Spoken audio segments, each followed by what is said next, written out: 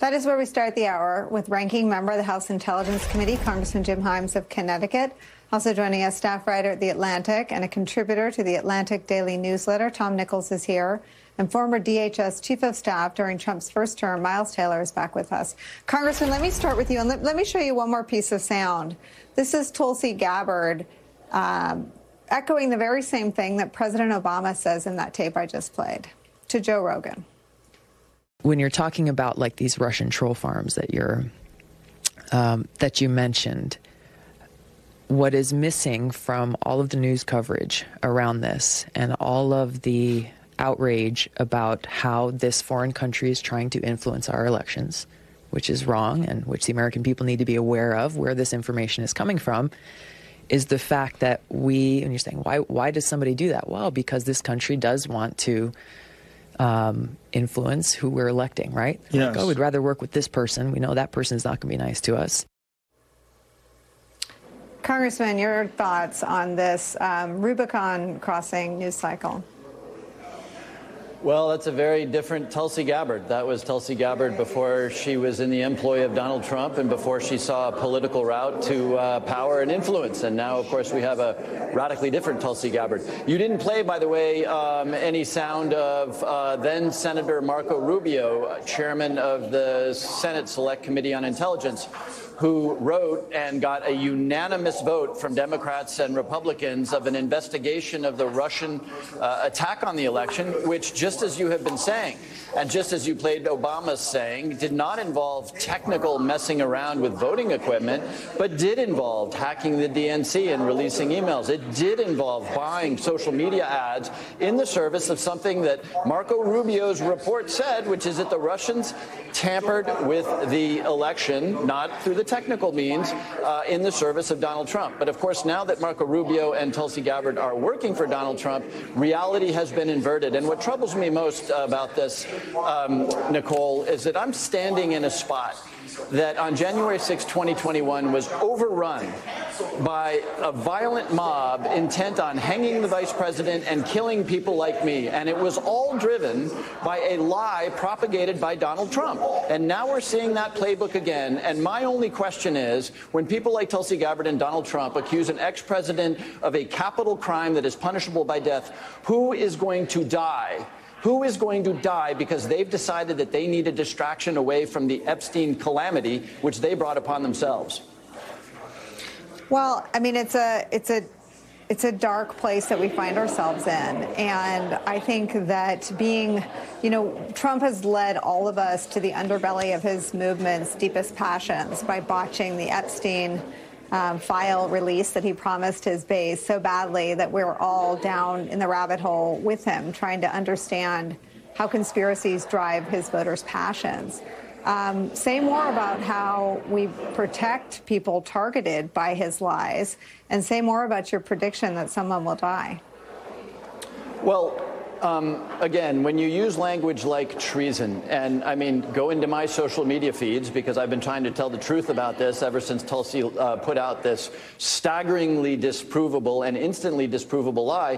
When you start using the kind of language, the language of treason and of somebody being a traitor, some tiny percentage of the population is just crazy enough to decide that they need to do something about it. And again, it's what happened where I am standing right now. On January 6, 2021, the statements of a president have some power. And by the way, 4 weeks from now, or 5 weeks from now, or 6 weeks from now, we all need to ask the question, and I will certainly ask the question, which is, okay, the former president is a traitor. Where is the Department of Justice indictment? Where is the prosecution of Barack Obama? But it will be Epstein all over again, because 4 or 5 weeks from now, there will, of course, be no prosecution of Barack Obama, because there's not a court in the land that would do anything other than laugh the DOJ and the prosecutors out of the room. But by then, we'll be on to the next bizarro conspiracy theory to try to distract from the fact that, no, they're not going to prosecute Barack Obama. Let me show you. I mean, accusing someone of treason isn't new. Accusing a former president, President Obama, of treason is the twist. But here's a list of the people that Trump has smeared with accusations of treason. Former chairman of the Joint Chiefs, Mark Milley, former Congresswoman Liz Cheney, former FBI agent Pete Strzok, former FBI agent Lisa Page, and Miles Taylor, one of your fellow panelists. I mean, what they all have in common is putting the Constitution and national security ahead of any sort of fealty to Donald Trump. Are you positive that Pam Bondi and the Department of Justice won't invert that sort of paradigm and put Donald Trump ahead of the Constitution and national security and indict somebody or charge somebody without evidence? They might try. That would be a terrifically foolish move, because the one element of our national government which has not bent its knee to pledge total fealty to Donald Trump is the judiciary. And judge after judge after judge, including Trump-appointed judges, are standing up and saying, and actually laughing stuff out of court. You know, the trial yesterday around the attack on Harvard University, that judges are using language that is almost comically derisive of the Department of Justice and of this administration. So maybe Pam Bondi, in a desperate attempt to keep her job, does in fact try to prosecute Barack Obama or Jim Himes or Mark Milley. And you know, the laughter from whatever court that case is brought into will be heard in 4 time zones. Let me bring in Tom Nichols on this idea that a lot of what happens in America is covered globally in a way that sometimes you don't appreciate, but certainly this one, accusing former President Barack Obama, who was rather famously without scandal. There were not any major scandals, unlike the administration I worked in or Clinton years, or there really weren't major Obama-era scandals. Donald Trump's accusation of treason will be heard around the world. What damage does that do to our standing in the world? It's hard to imagine that Donald Trump can do more damage than he's already done. I think among our allies, they've just priced in this kookiness. I think most of our allies, people that have dealt with Donald Trump, have met with him, who follow him. I think at this point, Donald Trump can say, that the moon is made of green cheese, and they shrug and they say, much as many Americans do, by the way, they shrug and say, well, it's weird Uncle Donald. What can you say? It's just the way he is. That doesn't make it less dangerous. And I think Congressman Himes is absolutely right. I mean, when you talk about accusing people of treason, you're putting people's lives in danger. I think when you're looking at our enemies, as I've said so many times, they cannot believe their good fortune. They cannot believe that Donald Trump will do for them for free what they've been trying to do to us for decades, to undermine our institutions, to destroy America's confidence in its own political system, to smear each other as citizens and accuse each other of the most base and vile crimes.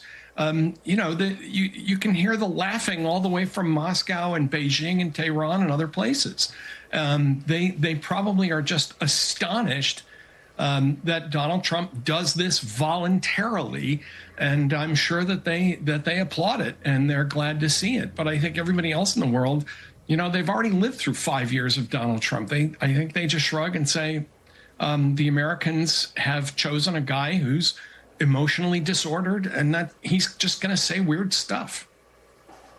Well, it's not just weird stuff in the case of trying to reintroduce a theory that was debunked by his closest allies in the investigative side, Marco Rubio in the United States Senate, and John Durham, who was the right's Robert Mueller. John Durham and Marco Rubio affirmed the CIA assessment, as did John Ratcliffe a few weeks ago. The basic assessment that President Obama goes to the podium and is talking about there is that Russia attacked our elections with an influence campaign, and he preferred Donald Trump over Hillary Clinton.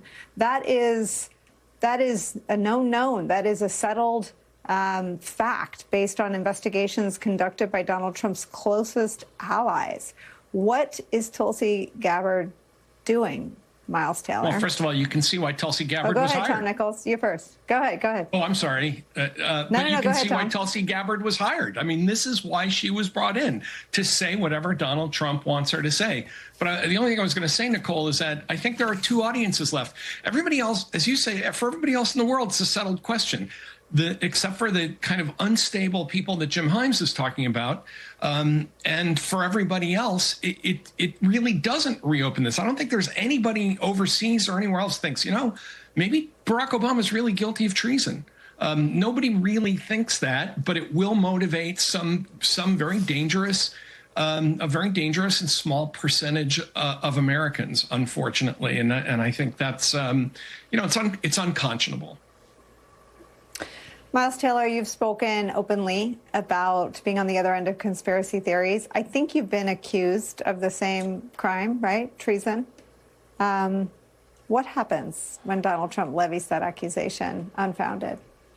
Yeah, I mean, that's right, Nicole. Look, I think nothing displays his dictatorial desires more clearly in this whole second term than this liberal use of the word treason to describe open dissent and criticism. And I can attest firsthand that this has real world implications. I mean, these are not just words. These are orders to his supporters. And, in April, after the president accused me of treason and issued an executive order to investigate me, my family was on the receiving end of death threats. I mean, as I sit here, you are never more than 5 seconds away from a firearm in my household because I have a wife and a daughter I have to protect. Even if Donald Trump doesn't take those words treason seriously, his supporters do. And they've reached out and said they're going to put me and my wife in front of firing squads. They've threatened us. We've had to bring restraining orders against these people. It's extremely serious, and serious for him to do that against a former president who already has faced any number of death threats. And I would add to that, Nicole, that at the end of the day, most of his supporters don't realize how ridiculous these words are. I mean, when this happened to us, my thought was, I spent my whole career, I went into government after 9/11 to go protect people. I made a modest salary. I worked my ass off 24/7, not to have the president of the United States accuse me of treason. And a president, by the way, who fled the White House after the first term with classified documents in behavior that could accurately be described as treasonous or a violation of the Espionage Act. So it's absurd to the core, but it forces people to have to defend themselves in ways they never expected. And we've faced legal and security threats ever since the president did that in April. I'm always beyond grateful at your willingness to turn this inside out and share the human experience of being targeted by Donald Trump. Pete Strzok once talked about what it was like for his family, and he said he likened it to some of the training he had in the FBI of when you're under threat, you want to get off the X. You want to get off being targeted.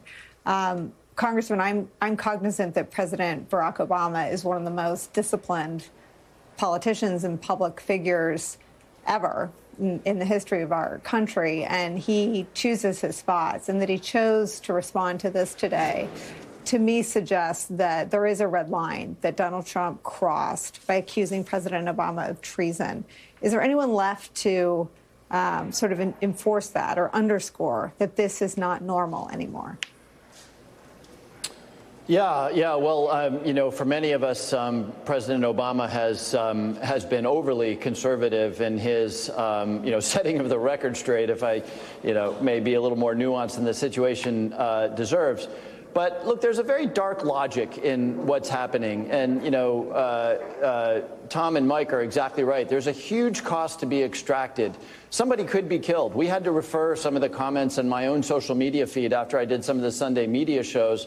And I have yet to be called a traitor, but we had to refer some of those comments to law enforcement because they were threats against my person. But look, there's a dark logic to this. And now I'm speaking as somebody who spent some time in the political arena. You know what we're not doing right now? We're not talking about Jeffrey Epstein, which is maybe bizarrely a mortal threat to the unity of MAGA. We're not talking about the fact that the Republicans are celebrating a bill that will kick 10 million Americans off of their health insurance and add $3 to $4 trillion to the deficit. So, again, when the means justify the end, which is a pretty good bumper sticker for MAGA, the fact that we've gone a day or two now without talking about Epstein or talking about the terrible damage that Republicans have done to the country is actually a huge win.